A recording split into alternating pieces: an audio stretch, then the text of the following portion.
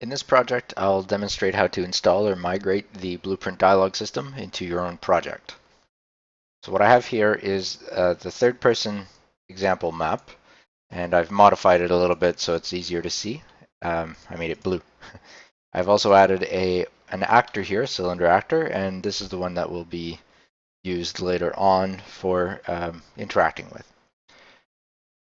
So the first thing you want to do when migrating is, and you can do this in different ways, but the way I choose to do it is through manual migration. So how to do this is you right-click on your Blueprint Dialogs folder, the main one in the package that you've downloaded from the asset store, and click Migrate. When this window shows up, it displays all the files that are going to be moved over to your next project. They should all be there. You shouldn't need to concern yourself with what's coming in. And then you can click OK. Then you navigate over to your folder, your projects folder, and in my case, it's dialog tutorials, and you can click OK there. It will copy over the files to your new project, and when you go there the next time, you'll see that this new folder was created with all of the dialog content. One problem with this method is it does carry over the sample content folder, and but what you could do is simply delete it. It won't be used in your main project, so you can remove it safely. Now, once that folder has been deleted, we can move on to installing the script interpreter. The script interpreter is an actor that that needs to exist within your game at all times. So you can do this in a few ways. You can either drag the actor in and reference it in scene by finding it with the get actors or get all actors function, or what I do is instead I install it in the game mode class, or I spawn it in the game mode class, and I hold a reference to it there.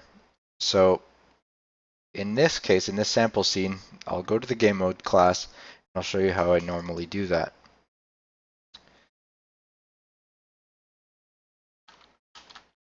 So in the event graph on begin play, this should work for most scenarios. You can spawn an actor by using the spawn actor from class function. And then you can select your BP script interpreter. And it can be spawned anywhere, even if colliding, it doesn't matter. It's an invisible actor, so you won't see it anywhere. Next, you'll want to store that into a reference. You'll want to store a reference to it so that you can pass it along to your systems later on. So I'll call this script interp, and it's of type script interpreter or BP script interpreter.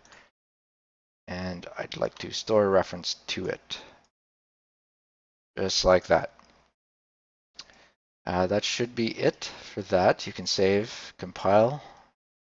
Oh, all right, you need to make a blank transform here.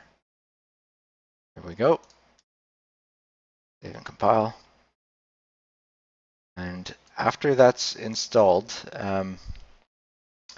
we'll want to tell the system how to use this. So we go into the Blueprint dialog system. There's going to be a BPC dialog component. In this case, I believe, yes, I'll be extending from it. So you'll create a child blueprint class. There are a few reasons you might want to do this. In my case, it's just for cleanliness. I'm going to be using this file for other tutorials, so other data tables, and so I should extend from it. So in this case, I'll call it example or demo dialog.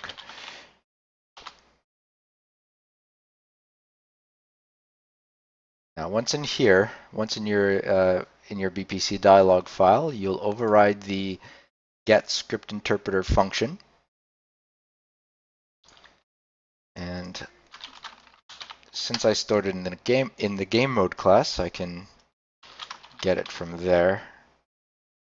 Script interpreter, and there's that script interpreter reference that we made earlier.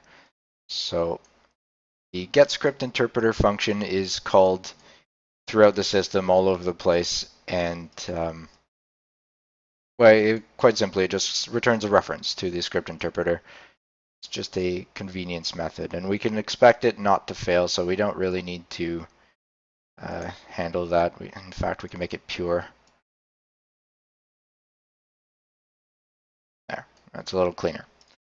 So then you can save that out, compile, and that's it for setting up yes, that's it for setting up the script interpreter. So the next step is to install the use system.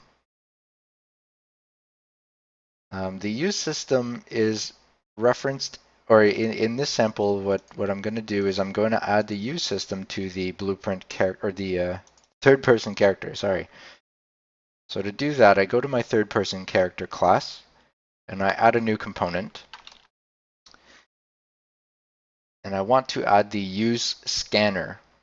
And what the use scanner does is it constantly looks around your character in a radius, and if it finds something, it tests to see if it's within a certain angle of your character. So if your character is facing a certain direction, like if it won't interact with items that are behind it, for example. Although it could be set up to work in different ways with a cursor instead of a character, but the base implementation is made for characters.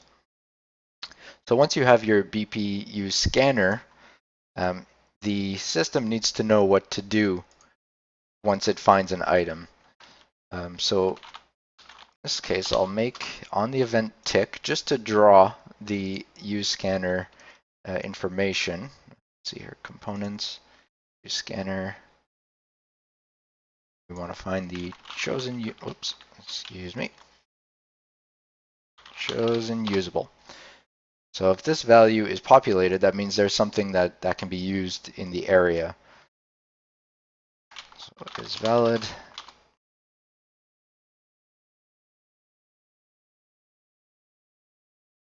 Then we can say get actor location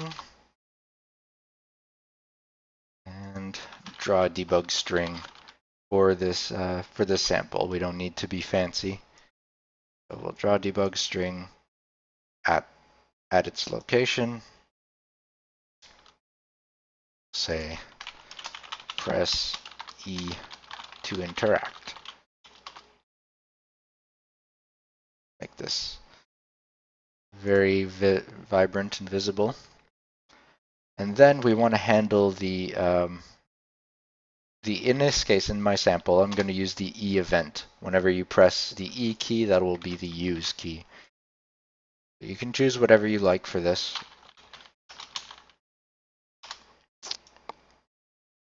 Um,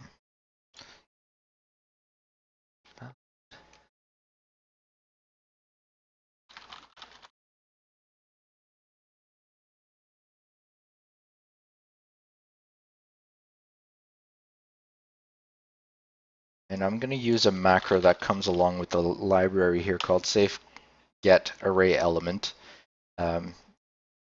It's pretty simple. It just will return the very first element in the array. If it doesn't find it, then it will go through the not found path, which I won't handle because we don't need to.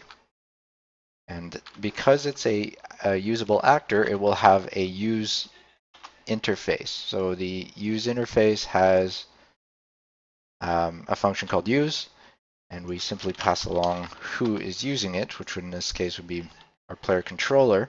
Since we're on the third person character, we have this function here, get player controller. And that's it for setting up the use system. So, there's a problem here. Return first. Oh.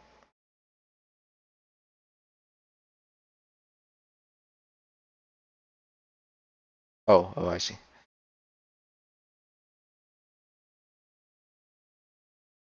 I forgot to hook up the use scanner there. Oh, this should work. Yay. Okay. So that should be it for setting up the use system.